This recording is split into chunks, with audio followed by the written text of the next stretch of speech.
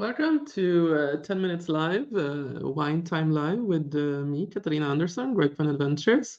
Today I'm going to talk a bit about Cesanese del Piglio DOCG wines, but also mentioning the Passerino del Frusinate, which is also produced in the same area. About 10 days ago, I went to this press tour organized by the association called Donne del Vino, Women in Wine in Lazio. So it's the subcategory association, the regional section of the Donne del Vino, which is the Donne del Vino del Lazio. And they had organized a press tour for international journalists, and we were not a very big group, so it was perfect. There were 3 different areas that they had divided us in, so I chose the one to Cesanese del Piglio, and it was me and Diana from Romania. And then also the second day, Nan Young-Beck from Torino. She's Korean, but from Torino, joined us. So we were a tiny but very tight-knit group, learning more about Cesanese del Piglio. For those of you who doesn't know me, I write about wine, I talk about wine, I also help wineries with content creation. But let's get back to Cesanese del Piglio. So there are 2, I don't know if you say clones, biotypes, but it's the Cesanese da File, which is the most common. They claim that it's the most quality-wise grape to produce Cesanese del Piglio DOCG, but you're also allowed to use Cesanese Comune, which generally was more the grape that gave high yields and was produced outside the area of Cesanese del Piglio. But today I think it's also a question of that before, in the mid 20th century and up to the end 20th century, the production in general was more focused on quantity rather than quality. So when you are reducing the yields, also in the Cesanese Comune, you get different results. But I think the most precious grape here for Cesanese del Piglio is still believed to be Cesanese da File. So we visited 4 wineries, I believe, or 5. 4 wineries and 1 bottling company, but they buy up grape juice and then they bottle Lazio wines in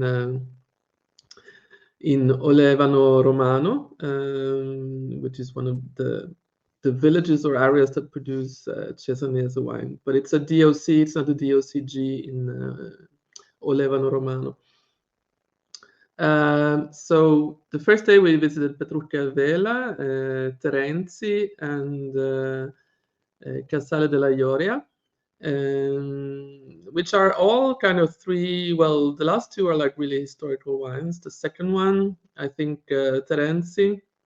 So we met with, at Petrucca Vela, we met with the owners, Tiziana and her husband, who are inorganic, and they're producing, very focused on producing a high quality Cesanese.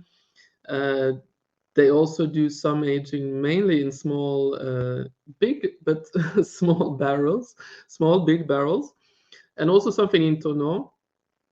And then we visited Terenzi, Pina Terenzi. Her father is well known for having fought years ago, about 30, 40, or 50 years ago, to maintain the Cesanese da File grape and to recuperate it and keep planting it, even if in that period when people moved to the cities, a lot of the terrain, a lot of the land was sold, and they wanted to uproot the grapes to plant other grapes that were more kind of requested and easier to produce. But they fought very hard to keep the Cesanese, and today, of course, it's very valuable, and the hard work has paid off. So Terenzi is not inorganic, but they're sustainable. So they do this kind of precision viticulture, where they monitor with drones what is going on both in the soil and in the vineyards and where they need to treat.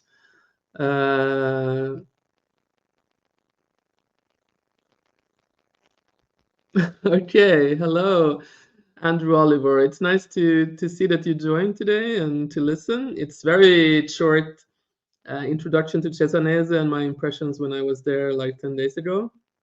And I'm very happy to hear that you like the Cesanese and that you buy it whenever you're in Rome. I totally agree with you. And I must say, like only 10 years ago when I went to Rome, it was still very hard to find Cesanese del Piglio wine in Rome, even, and the producers are very well aware of this. But today, I think things have changed, and there's a lot of wine bars, and there's a lot of also natural wine bars, which is also the case in Florence. I mean, the wine scene has changed totally in the last 10 years to become much more dynamic. So welcome, and thank you very much for listening in. So where was I? Yeah, Pina. So Pina is like a force of nature, and they have a great place there, and they are very kind of ambassadors for the Cesanese grape and the Cesanese del Piglio wine. And we also met with her father. I think he's called Giovanni, who is like almost 80, but he's like also a force of nature, and he kind of was on his way to the vineyard, so he didn't have much time, and he would just stop by to say hello. And then we visited Casale della Ioria, which is, I mean, they have an impressive historical building. Now I have to remember the place. I'm going to look for it, the place of the village. I think it was, we also had a dinner there later on. And they're also kind of producing, they started in the 90s to recuperate the family vineyards. They have this historical house in this village that I cannot, now I have to look it up, I'm sorry. And they also are very focused on producing Cesanese del Piglio. And I find it, they had a lot of also to say about, you know, how they invested in this grape, how they decided to go organic, how they also in the late 90s, when it was still a thing, decided to do something, because historically the Cesanese was always, it's a bit like the Sangiovese. It was aged or matured in large casks in big barrels because it's less intrusive. It's more like seasoning of the wine. So you get more the essence of the grape variety. And then of course the barrique became more in vogue in the 80s and 90s. So in the end of the 1990s, they decided to do a bit of different wine, also to appeal to a broader audience. And they started to age also the Cesanese, one of the Cesanese in barrique. And it's a very kind of smooth and nice wine. I still prefer the one they do in big barrels, but I definitely understand the aging potential. You have to wait for the Cesanese in barrique because it needs more time, also because the tertiary notes comes a bit more into the wine. I prefer the other one, but more because I wanted to feel the true essence of the Cesanese. But you know, the taste is different, and I think there should be something for everyone. I think that they're still a bit thinking, what I sense from some of the wineries, that to do the Cesanese in barrique is something trendy and modern and different. I think that time has a bit passed. I think a lot of wineries, at least when you look in Tuscany, they're going back. I mean, even in the Bolgheri area, they're like wineries going back to do only Sangiovese 100%, and to also do not only barrique, but to actually experiment with other like big casks again, or ceramic vessels, or amphoras, or cement. Not that I think that everybody should do that. It depends on the area. I think a very interesting winery was La Ventura, which is a very young winery. It's two executives, husband and wife from another sector completely, I think the telecommunications, who decided to, I mean, he comes from, Stefano comes from Lazio, just very close to where they're located. close to Piglio, and they decided to start doing regenerative agriculture because they believe in preserving the health of the soil, and they also believe in the thing that surrounds the philosophy that surrounds the regenerative viticulture.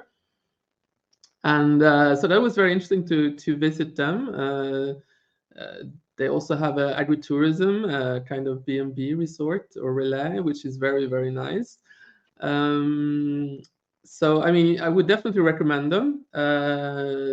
They're doing a great job, and they're also more and more developing their wines because, of course, they have been experimenting a lot, being very young. I think they started around 10, 15 years ago. And then we met some other wine producers. We visited also the Consoli, which I said is a bottling company, but they also do some very nice Cesanese del Piglio wines. And the last thing I wanted to mention is the volcanic soil, which is so typical also for Lazio, which perhaps a lot of people don't realize. Cesanese del Piglio there's no live volcano area, but it is this kind of indirect volcano soil because it has gotten the ashes and the remains that when the volcanoes erupted many years ago. I mean, it traveled also to the areas of the Cesanese, which is in the Ciociaria area that is called because of the cioci in the past that the shepherd used on the feet to walk with. And so there is a bit of, I mean, it's less present in some areas and more in others, but there's still some volcanic matters in the soil, which makes also the Cesanese del Piglio very interesting. And there was a seminar the third day where they went very in depth about the volcanic character of the soil in Lazio. And they pointed out that it makes the wines, of course, very fresh. It gives it this kind of very significant character, a bit harder, not so smooth, and also a great sapidity or saltiness. And I think in the Cesanese del Piglio wines, which some of the producers had told me that it's very difficult to grow and to make in the winery, but it gives wines that are very fresh, very elegant. They have a lot of fruit, also a bit darker fruit. The herbal side, the kind of more medicinal herbs sometimes. So it's a bit darker, also forestry side. Here they call it balsamico. It also has a floral side, which is very interesting. A bit like the violet sometimes. It can also be a bit more like, I wouldn't say lavender, but something in that direction. Juniper perhaps. One of the enologists that we met at Petrucca Vela said that now I have to look what Chypria is in in English. Okay, give me a second. Chypria.